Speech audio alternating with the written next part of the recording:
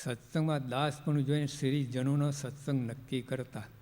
હરિજનોમાં જેટલો દાસ ભાવ તેટલી તેની સાથે શ્રીહરિ પ્રીતિ રાખતા. સેવા કરો એ બધું દાસભાવ નથી. દાસભાવ અલગ વસ્તુ છે. દાસ થઈને સેવા કરવી, ખાલી સેવા તો બાપ થઈને કરતો હોય. જરાક છંછેડો જોજે તે, જરાક ભૂલ કાઢો સેવામાં અને જો બગડે નથી. દાસ હોય તો રાજી થાય, હા મને ભાઈ ભૂલ દેખાડી, સુધારે. મહારાજ એ નક્કી કરતા દાસભાવ કેટલો છે એ પણ માર્ક મૂકતા સત્સંગનો, કે આ ડિસ્ટિંક્શન, સત્સંગમાં distinction, first class, second class, એ રીતે દાસભાવ પરથી, બીજું કોઈ નહીં. તમે આપણે આ મુખપાઠ ને ઓલા સંવાદ ને ઓલા બધા સુપરવાઇઝર હોય ને માર્ક મૂકનારા, 90% માર્ક તો એના મૂકવામાં આવે દાસભાવનો. 10%માં એની આવડત, નિપુણતા, એ બધું મહત્ત્વનું નથી. અહીં સત્સંગમાં તો ભાવ, બહાર જગતમાં નિપુણતાને એની પેલી ક્વોલિટી ઉપર જાય. અહીંયા ભગવાન એ નથી હોતા, તો ભાવ જોઈએ છે, દાસ ભાવ. એટલે સત્સંગમાં આપણે આ બધી રક્ષા માગતે, એ આ રક્ષા માગીએ ને આપણે તો બધું અંદર આવી જાય. કેવી રક્ષા? હે શાસ્ત્રી મહારાજ, તમે કૈવલ્ય મૂર્તિ છો, તમે ભક્તોને કૈવલ્ય મૂર્તિ મને. તમે નિર્દોષ બુદ્ધિના ભૂખ્યા છો. જો અમે ભક્તમાં રાખશું તો તમે પાસે બેસાડશો, અને જે નહીં રાખીએ તમે પાસે નહીં બગડ, કાઢી મૂકશો. જો એ રક્ષાની વાત જ ક્યાં? પ્રાર્થના કોણ સાંભળે? કાઢી મૂકે પછી. આ એક જો આપણે દ્રઢ કરીને મેન આ કરોડો વોલ્ટેજ છે, આ બધું ભરીને ભસ્મ. મહારાજ કહે કે અમે થોડોક વિચાર છે, કાંઈ ટકતું નથી. થોડોક જ વિચાર, બહુ મોટું નહીં. એક તો આત્મવિચાર, એમાં બધું કેટલું નીકળી જાય. બધું હું આત્મા છું કેટલું બધું નીકળી જાય. આળસ, પ્રમાદ, દેહના ભાવ, બધું અભાવ. પછી બીજી આ નિષ્ઠા, આત્મા પરમાત્મા, આ બેમાં કાંઈ ટકે નહીં. મારે કહે પરમાત્માની મહિમા હોય તો જગતને કામ દોષ લેશ માત્ર ઊભું ના, મૂળમાંથી નીકળી જાય બે. બાકી નીચેના લેવલમાં તો ગમેલું ટૂચ કરે રાખો ને, પત્તો ના પડે. જતાં અહીંયા પાનના ગલ્લા હોય ને, 100 પાનના ગલ્લા હોય અને તમે 80% બધા તમે પ્રોફિટ આપતા હોય તો એ કેટલું થાય? ને ટાટા બિરલા સાથે 5% ભાગીદારી હોય, વધારે નહીં, 5%. એટલો ઢગલો થાય. આ કરો તમે આત્મા પરમાત્માનો, એના ઉપર જાઓ, એને દ્રઢ કરો તો બીજો કચરો ઓટોમેટિક નીકળી, ઊભું જ નહીં રહે. બાકી નીચે કચરો કાઢતા નહીં પત્તો પડે, અહીં પહોંચાશે જ નહીં. ત્યાંથી એમાંથી એટલા બળિયા છે ને ઓલા, તો આગળ પહોંચવા જ નહીં દે. ઉપરથી અટેક કરો. જો આપણે કંઈ પણ કાર્ય હોય ને, ઉપર લેવલના ઓફિસરને વાત કરીએ તો નીચે કોઈ ગડબડ કરી જ ના છે, ચાલે જ નહીં. એનું ઉપરથી ઓર્ડર આવી ગયો કે આને આમ કરી દો, નોકરી આપી દો, આમ કરી નાખો. પછી નીચે કંઈ ના, નીચે તો સલામ ભર કરો ને, પત્તો ના પડે. અહીંયા મહારાજ એટલા માટે કહ્યું, માટે સંત ભગવાન હરિભક્તો જેમ પ્રસન્ન થાય તેમ મન કર્મ વચને કરે તેની અલૌકિક મતિ કહેવાય, અને તેનો સત્સંગ પણ શુભ છે.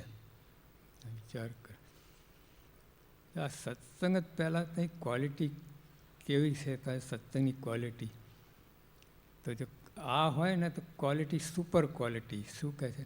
સંત ભગવાન હરિભક્તો જેમ પ્રસન્ન થાય તેમ મન કર્મ વચને કરે તેની અલૌકિક મતિ કહેવાય, તેનો સત્સંગ પણ શુભ છે.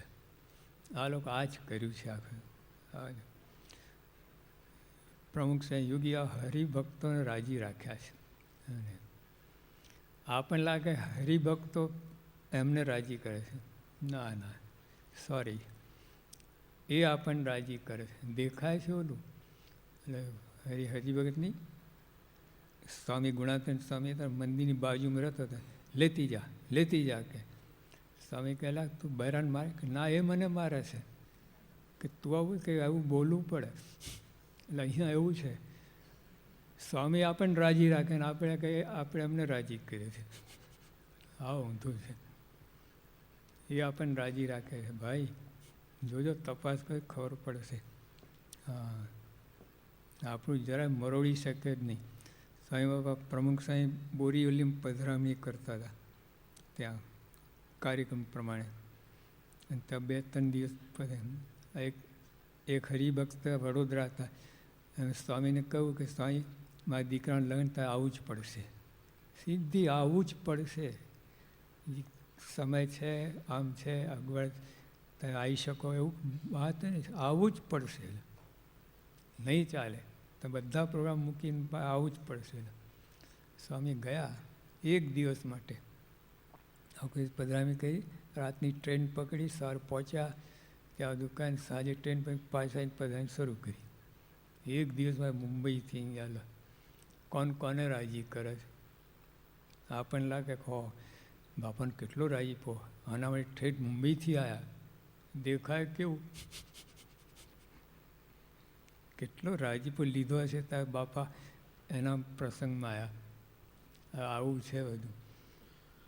એટલે આપણે અહીંયા સંત ભગવાન હરિભક્તો જેમ પ્રસન્ન થાય તેમ મન કણ વચને કરે તેની અલૌકિક મતિ કહેવાય.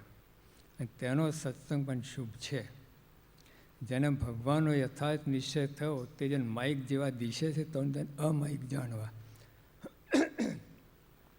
ભગવાનને પ્રસન્ન કરવા તે અક્ષરધામથી આવ્યા છે. મહારાજ કહે છે ભગવાન પ્રસન્ન કરવા અક્ષરધામમાંથી આવ્યા છે. અહીંયા શંકા જાય, અક્ષરમાં જાય લલ્લુ જેવા બધા. અક્ષરધામ મચ્છરધામમાંથી આ લાગે. દેખવા માત્ર મનુષ્ય જેવા લાગે. મારે કહેજો હવે આ દ્રષ્ટિ ભગવાન કહે છે હવે એમને શું કામ તો એમની વિરુદ્ધમાં પડે છે.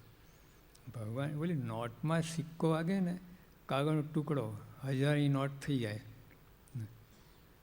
તો આમનો સિક્કો વાગે ને ક્યાંથી મનુષ્ય રહ્યા નહીં. અહીં બુદ્ધિ એટલી આડી આવે છે ને.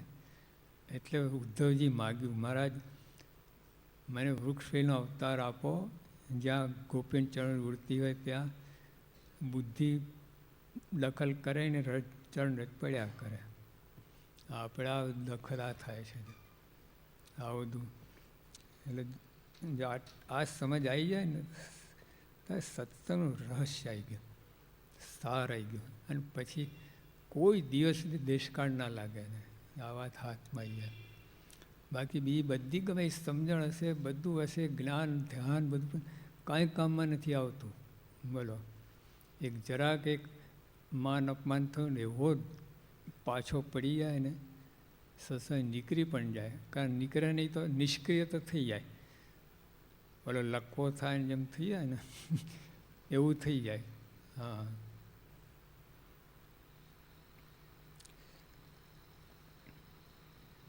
માઇક જેવા અમાઇક કરવા ભગવાનની મરજી તે માઇક જેવા થયા છે.